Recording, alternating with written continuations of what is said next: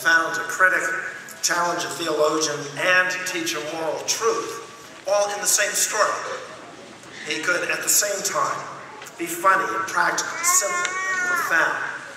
So, whether it is listeners in his first century or in our 21st century, his listeners in every century can see themselves, ourselves, in the stories that Jesus told.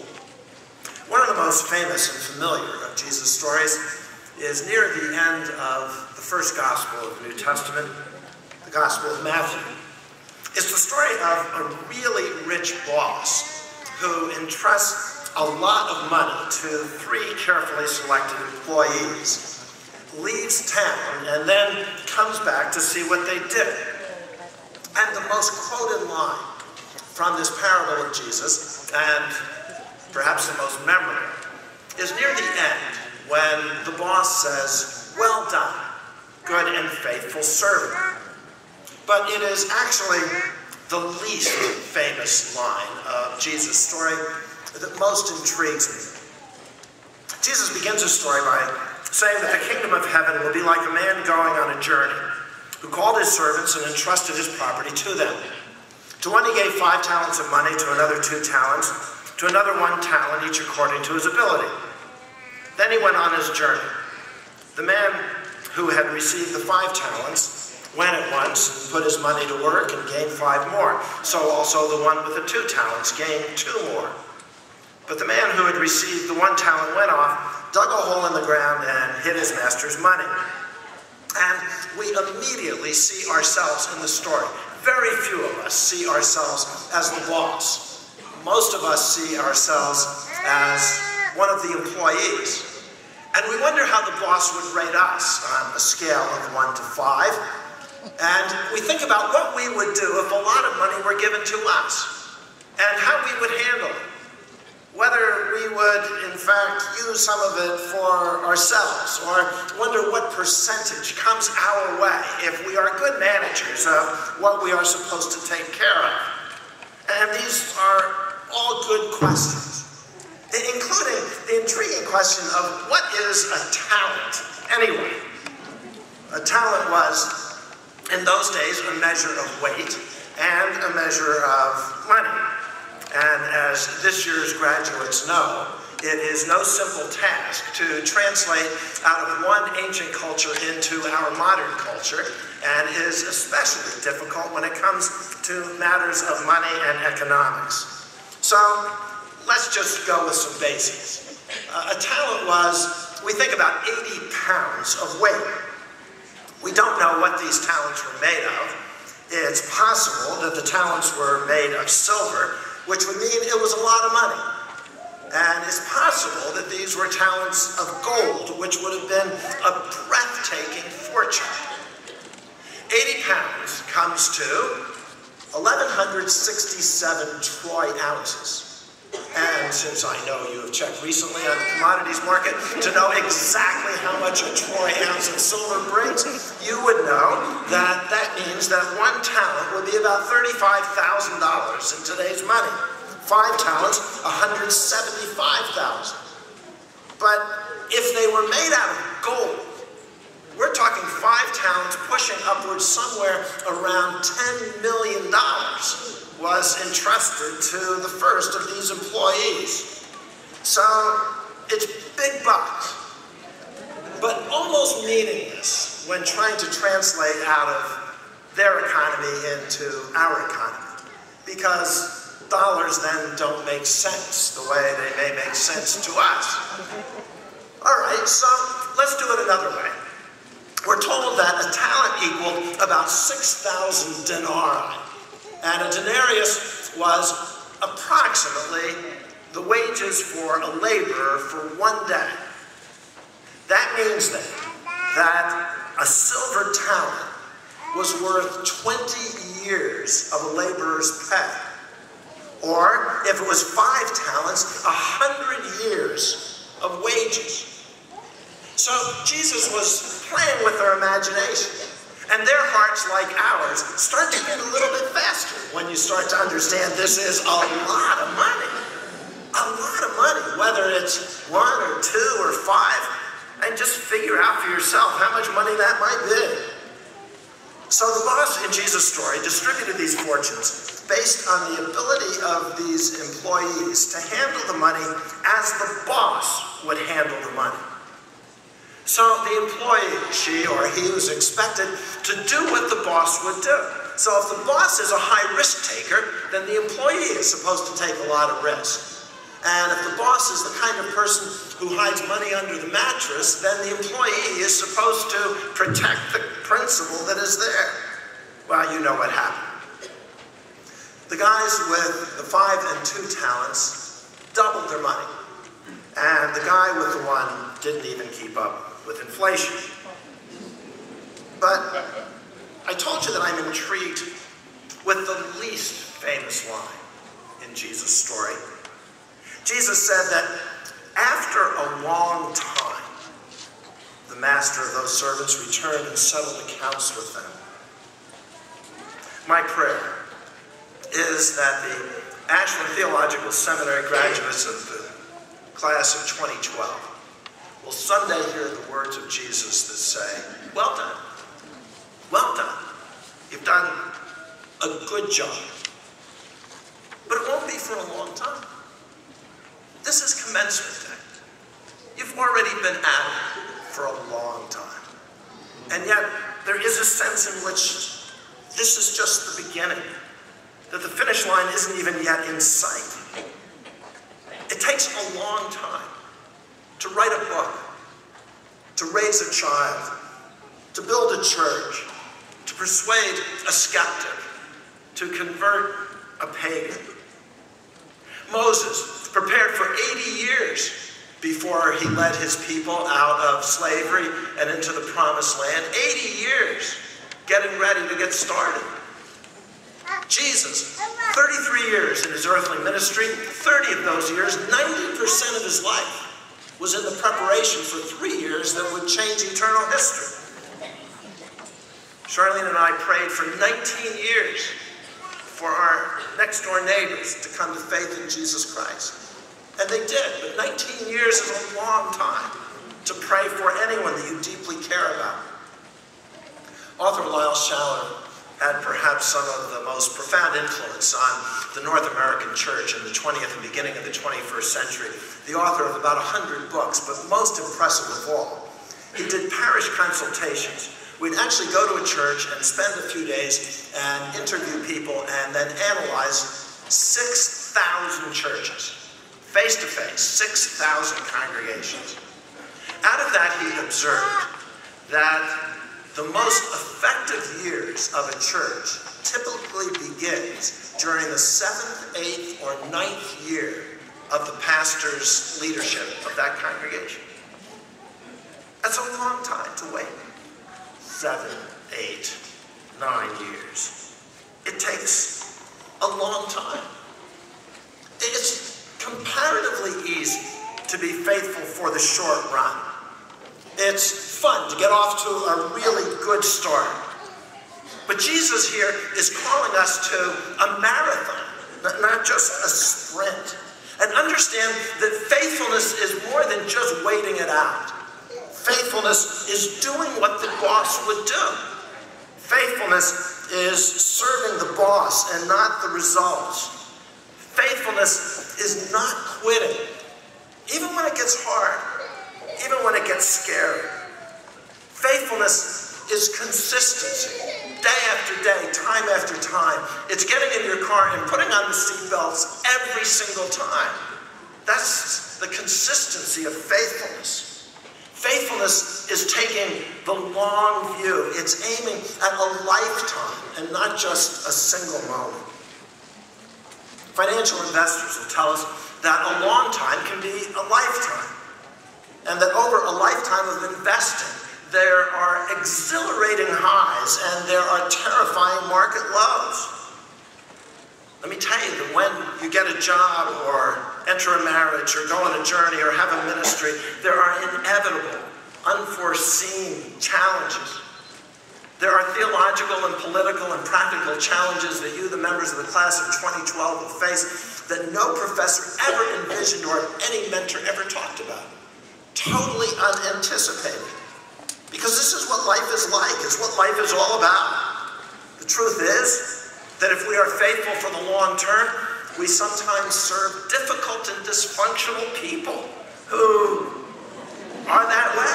We do not quit.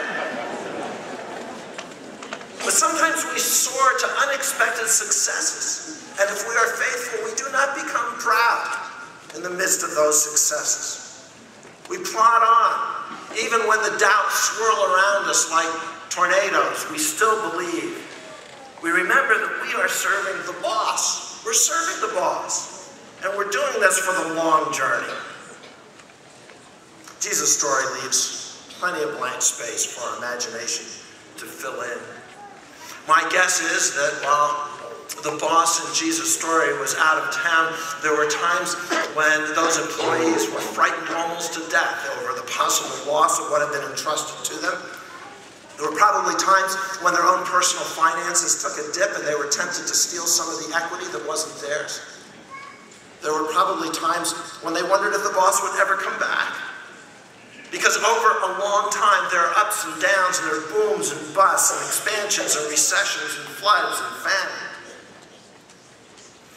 When I was a seminary student, I was the youth pastor part-time of a congregation in Colorado that later on, after seminary, called me to become their senior pastor. After some years there, I was called to Wooddale Church in suburban Minneapolis, and I followed a 19-year pastorate that ended badly. And I remember the first few years there in Minnesota. I remember them as years of uncertainty and self-doubt. I went to a church that was in slight decline. And when I came, I really helped the church. It really declined after I came. And I often had people who were loyal to my predecessor, who compared my sermons to his sermons and my inabilities to his abilities, and reminded me regularly that I simply didn't measure up to their expectations. And it was hard. It's hard to pastor a church that is declining. It is hard to shepherd people who are your critics. And I remember that while I wanted to be there for the long term, I increasingly wanted to get out.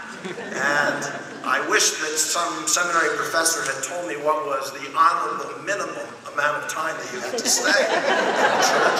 And I calculated it was about 2 years. If I could stick it out for 2 years, then in an honorable fashion, I could go on to someplace else. But let me fast forward from those difficult years into the 21st century. For a couple of years, I commuted each week from our home in suburban Minneapolis to Denver, where I gave leadership to Denver Seminary. In one of those every week trips, it was on a Wednesday night that Charlene and I were on the last flight out of Denver back to Minnesota.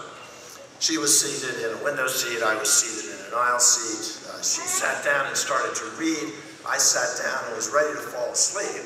And the flight attendant came by and was bustling about, getting the plane ready for takeoff, stopped at our row and turned to Charlene and said, "Are you reading my favorite book?" And caught by surprise, my wife said to her, "It's a Bible."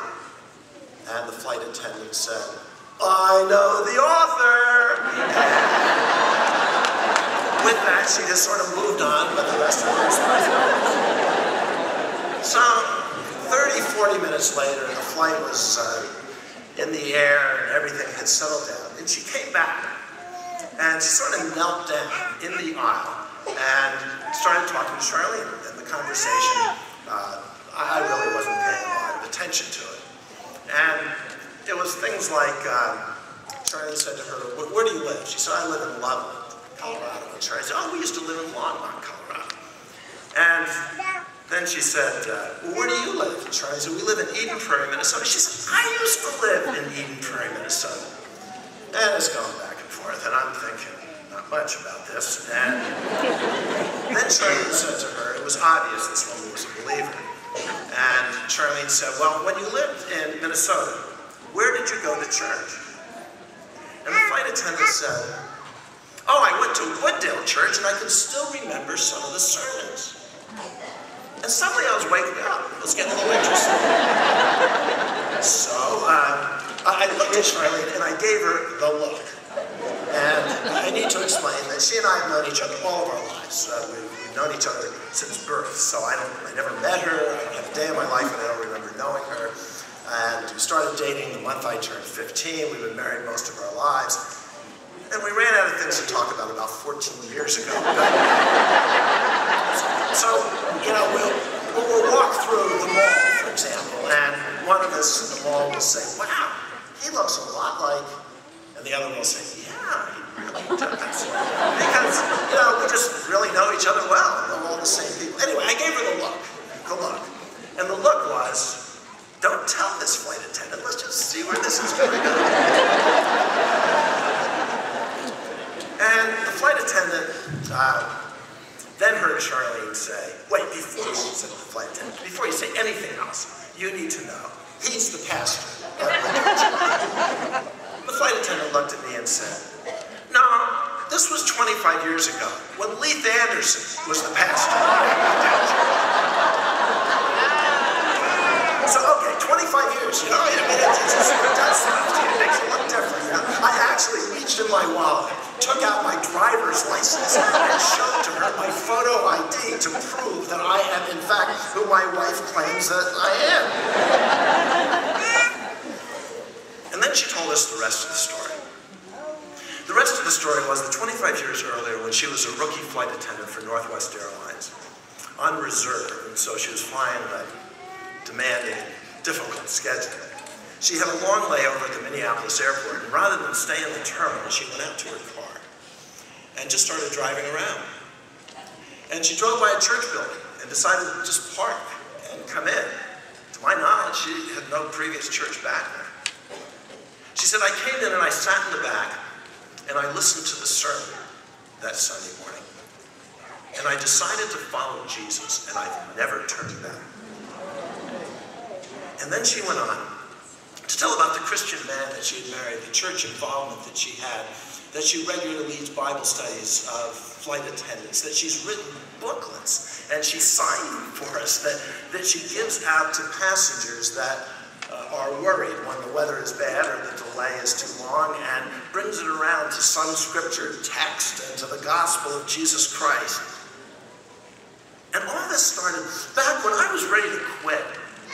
When I was so discouraged that I didn't think that I could go on, and God was transforming lives that I knew absolutely nothing about, and I didn't find out for a very long time. Class of 2012, you're in this for the distance. God has entrusted you with a seminary education and an opportunity for ministry at an extraordinary chapter in the history of the Church of Jesus Christ. There are more Christians today than there have ever been in history, and the church is growing more rapidly than it ever has before. The church is exploding with revivals in Africa and South America and across Asia. Secular statisticians tell us that as many as 1/3 of Americans are evangelical Christians, 100 million people perhaps. You know, I've heard preachers and Bible teachers often say, when I get to heaven, I'm going to ask Peter and Paul and James and John, what was it like in the first century when God was doing this great thing? I wonder if we've got that wrong. I wonder if Peter and James and John and the other apostles are going to line up to talk to us and ask, what was it like in the 21st century when God was doing his truly great thing?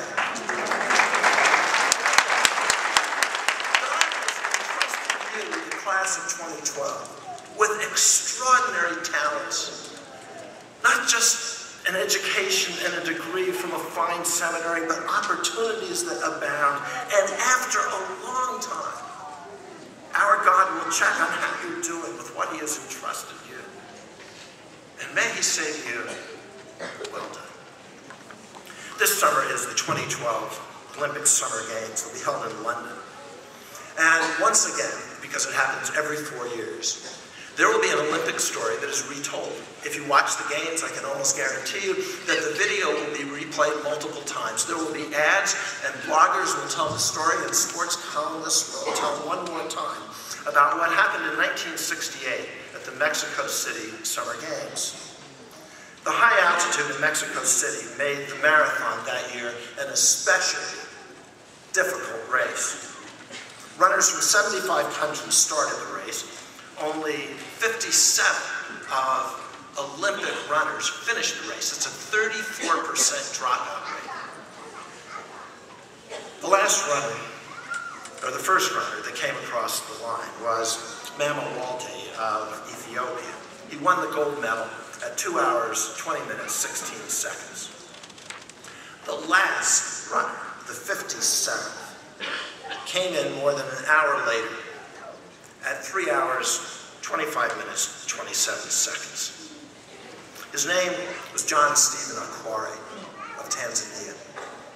Akwari had fallen early in the race, severely cut his leg and dislocated his joint, and so running was with excruciating pain. But he kept going, and when he entered the stadium and finally crossed the finish line, most of the spectators had already gone home. There weren't many left. After a long time, he finished the race. And when a reporter came and asked him why he didn't quit, because a lot of the runners had quit, why he didn't quit, John Stephen Akwari said, "My country, Tanzania, did not send me 10,000 miles to Mexico City to start the race. My country, Tanzania, sent me 10,000 miles to finish the race."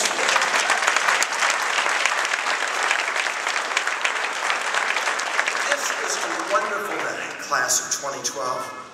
Into your hands will be placed the parchment of a hard-earned degree. Think of it as the talent that God has given to you, that God believes in you, that He trusts you, that He's promised to bless you and help you, and anticipates the very best from you. And in 10, 20, 30, or 50 years from now, after a long time, may Jesus Christ Himself say, "Good job, good job, well done," because you have been called not just to start the race, but to finish the race for Jesus Christ.